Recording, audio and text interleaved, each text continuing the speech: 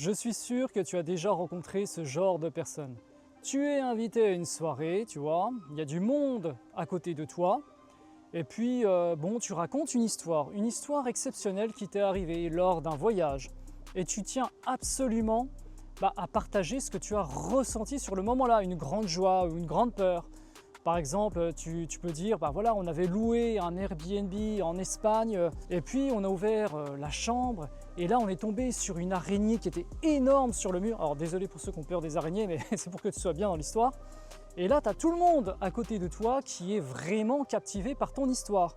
Tu as réussi à décrocher l'attention. Mais malheureusement, au bout d'un moment, sans crier garde, il y a une autre personne qui t'interrompt et qui dit ah mais moi aussi ça m'est arrivé, voilà, on est parti en vacances avec des potes et puis là on est tombé sur un scorpion qui était sous le lit, on a eu la peur de notre vie.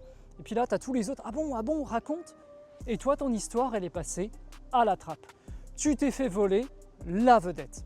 Qu'est-ce qu'il faut faire dans cette situation?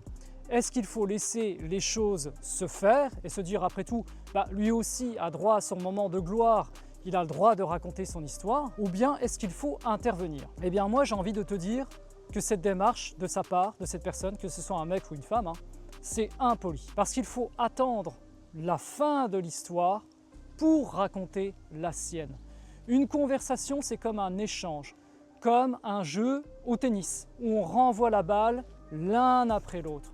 On attend que l'autre ait terminé son histoire à 100%, déjà c'est une forme de respect parce que l'autre va se sentir écouté. Moi je sais que c'est très plaisant quand j'ai une personne en face de moi qui écoute jusqu'au bout ce que j'ai à dire, qui ne m'interrompt pas ou à la limite qui fait des « ah oui, ah d'accord » ou des petits hochements de tête pour montrer qu'il est dans la conversation.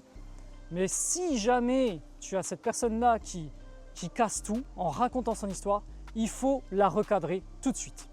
Tu peux le faire gentiment, tu fais un petit tape sur l'épaule. Tu permets? C'est mon histoire, j'ai pas terminé, tu vois? Et là, tu reviens, tu remets la balle au centre sur toi. Il faut que ces personnes-là prennent conscience de l'erreur qu'ils ont réalisée. Ne laisse surtout pas passer ça. Ça arrive très fréquemment. J'en suis tombé sur des nombreux cas, des comme ça, je pourrais t'en raconter. Voilà, ça, moi, je ne laisse absolument pas passer.